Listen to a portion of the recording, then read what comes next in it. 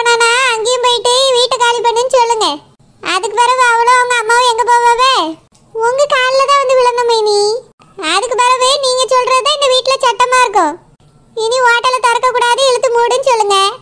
உங்க பேச்சு அதுக்கு பிறகு கேட்டுதானே ஆகணும். இன்னைக்கு இதுக்கு ஒரு முடிவு எடுத்துருங்க மைனி. அப்பதான் எல்லாரும் நல்லா இருக்க முடியும்.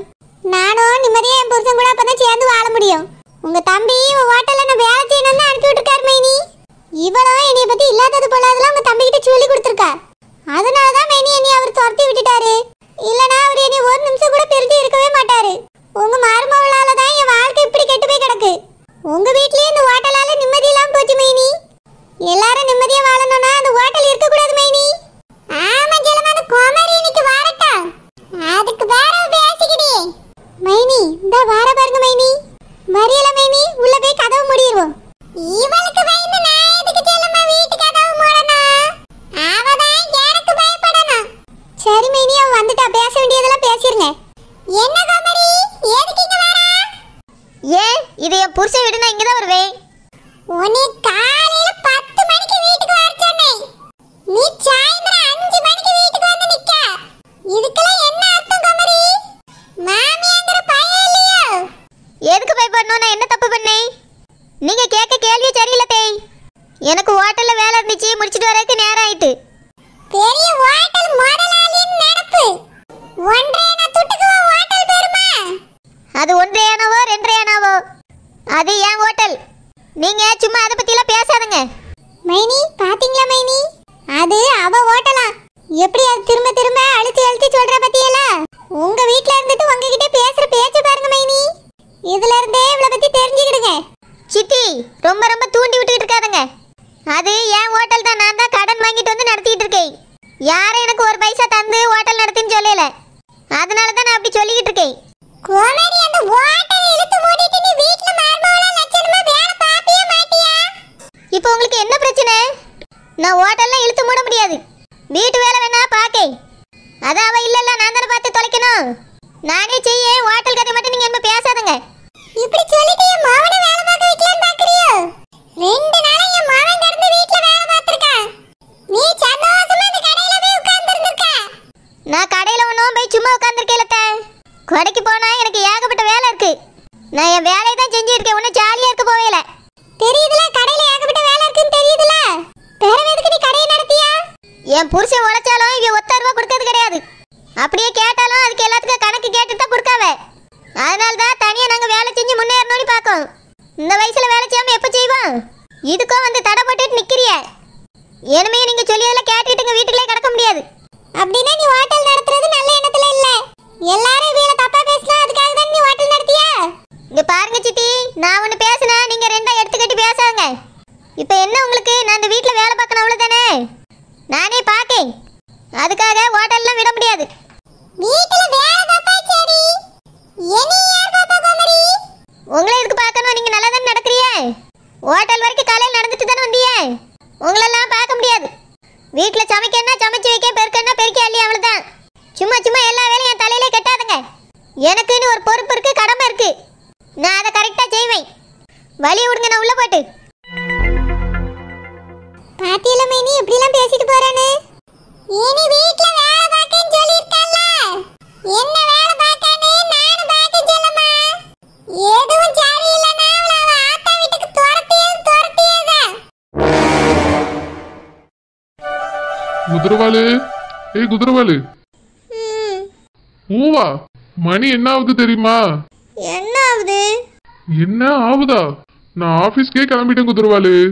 மணி 7:30 ஆகுது. நான் 8 மணிக்கு ஆபீஸ்க்கு போகணும். நீ காலையில முடிச்சு காஃபியும் போடல, டிஃபனும் செய்யல. என்னாச்சு உனக்கு? எதுக்கு இவ்வளவு நேரம் தூங்கிட்டு இருக்கா?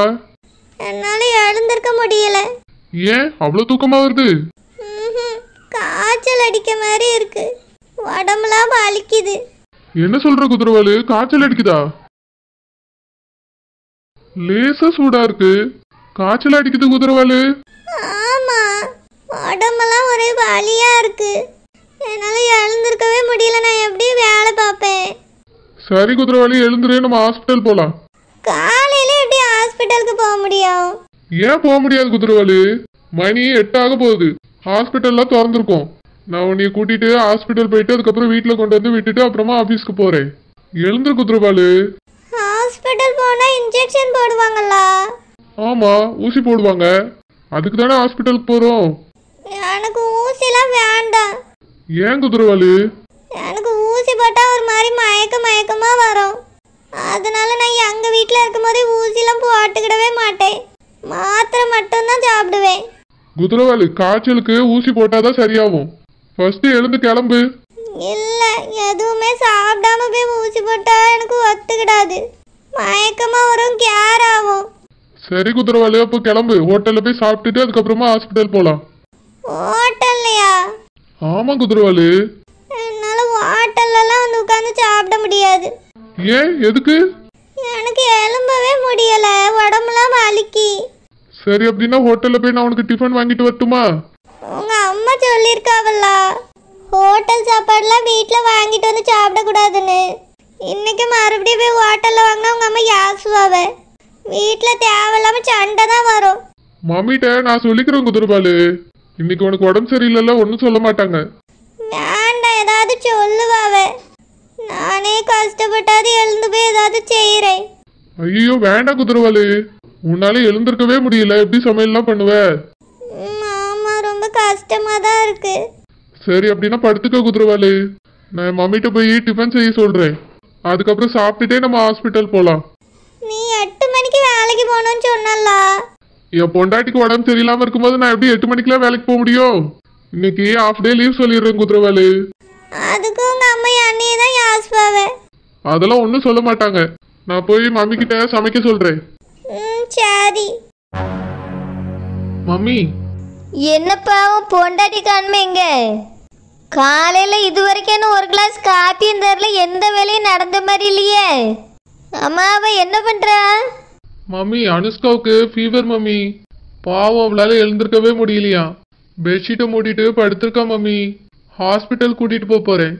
அப்படியே நேத்து நல்லா தானே இருந்தா? தெரியல மம்மி, திடீர்னு காய்ச்சல் வந்துருச்சு. அவளை ஹாஸ்பிட்டல் கூட்டிட்டு போனோம் மம்மி. பிரவீன், உனக்கு வேலை இருக்குல்ல? என்கிட்ட காய்ச்சல் மாத்திரை இருக்கு, எடுத்து போட்டுட்டு வேலை பார்க்க சொல்லு அவளை. இல்ல மம்மி, ஹாஸ்பிட்டல் கூட்டிட்டு போய் ஊசி போட்டே ஆகணும். அவளுக்கு ரொம்ப உடம்பு சரியில்லை, நிக்கவே முடியலன்னு சொல்றா. சாப்பிட்டுட்டு தான் ஹாஸ்பிட்டல் கூட்டிட்டு போக முடியும் மம்மி. இன்னைக்கு ஒரு நாள் மட்டும் நீங்க சமைச்சிடுறீங்களா? ஒரு காய்ச்சலுக்கு போய் இப்படி மூடிக்கிட்டு படுத்து கிடக்கணும் போலுக்க. என்கிட்ட அப்படி இருந்தா கூட முன்னக்கூட்டியே சொல்ல வேண்டியதானே, நான் வேலை பார்த்துருப்பேன்ல. உன்னையும் வேலைக்கு போடாம ஆக்கிட்டா பாரு. காலையில இருந்து பசி எடுக்குது. மம்மி கோவப்படாதீங்க மம்மி, அவளுக்கு உடம்பு சரியில்லை மம்மி. இன்னைக்கு ஒரு நாள் மட்டும் நீங்க சமைச்சிருங்க. சாப்பிட்டாதான் ஹாஸ்பிட்டல் கூட்டிட்டு போக முடியும் மம்மி. ஏன், காய்ச்சல் இருக்கும்போது எப்படி சாப்பிட முடியும்? இது ரொம்ப அதிசயமாலாம் இருக்கு. இல்ல மம்மி, அணுவுக்கு சாப்பிடாம ஊசி போட்டா மயக்கம் வருமா. அதனால தான் உங்களை ஏதாவது செய்ய சொல்றேன். போய் செய்யுங்க மம்மி. சரி சரி செய்கிறேன். உடம்புக்கு சரியில்லைன்னு சொன்ன பிறகும் இறக்கம் இல்லாமல் இருக்கக்கு நான் ஒன்றும் இறக்கம் இல்லாதவா கிடையாது. ஆனாலும் ஒரு காய்ச்சலுக்கு போய் உன்னைய வேலைக்கு போக விடாம ஆக்கி வச்சிருக்க பற்றியா, இதெல்லாம் ரொம்ப தப்பு. அவட்ட சொல்லி வை. இனி இந்த மாதிரி வேலை செய்ய முடியாதுன்னா முன்னக்கூட்டியே என்கிட்ட வந்து சொல்ல சொல்லு. சரி மம்மி, சீக்கிரமா போய் சமையல் பண்ணுங்க. அவளை ஹாஸ்பிட்டல் கூட்டிட்டு போகணும். சரி பிரவீன், நான் இட்லி அவிக்கும் சாப்பிட்டுட்டு நீ வேலைக்கு கிளம்பு. நான் வேணா அவளை ஆஸ்பத்திரிக்கு கூட்டிட்டு போறேன். வேண்டாம் மம்மி, நானே அணுவை ஹாஸ்பிட்டல் கூட்டிட்டு போறேன். ஹாஃப் டே லீவ் சொல்லிட்டேன் மம்மி. இப்படி காய்ச்சல் மண்டை குத்துக்கெல்லாம் லீவ் சொல்லிக்கிட்டு இருந்தா வேலைக்கே போக முடியாது பிரவீன். உழைக்க வேண்டிய நேரத்தில் நல்லா உழைச்சாதான் உட்காந்து சாப்பிடக்கூடிய நேரத்தில் உட்காந்து சாப்பிட முடியும். உங்கள் அப்பா பாரு இப்பயும் ஓடிக்கிட்டு இருக்காவ. அதனால தான் உனக்கு சொல்லியே, நீனும் அந்த மாதிரி இருக்கணும். நீ சரி மம்மி, டைம் ஆகுது. சீக்கிரம் போய் சமையல் பண்ணுங்க. சரி சரி போறேன். அப்பாடா, மம்மி எப்படியோ சமாளிச்சாச்சு. நான் மம்மி ரொம்ப கோவப்படுவாங்கன்னு நினைச்சேன். பரவாயில்ல, மம்மி கொஞ்சம் கொஞ்சமா மாறிட்டு வராங்க. அனுஷ்கா, அனுஷ்காமா, மாப்ள. வாங்க தே, வாங்க. மாப்ள, நல்லா இருக்கீங்களா மாப்ள? நல்லா இருக்கேன் தே. அனுஷ்கா எங்க மாப்ள? அனுஷ்காவ தே உள்ள ரூம்ல தான் இருக்கா. அனுஷ்காமா, அனுஷ்காமா. மம்மி கூப்பிடுற மாதிரி இருக்கு. அனுஷ்காமா. ஹை, மம்மி தான் வந்திருக்காங்க. அனுஷ்காமா. அத்தை, அனுஷ்காவை கூப்பிடாதீங்க. ஏன் மாப்ள? ரூமுக்கு வாங்கத்த, ரூம்லயே வந்து அவளை பாருங்க. வாங்க, நானே உங்களை கூட்டிட்டு போறேன்.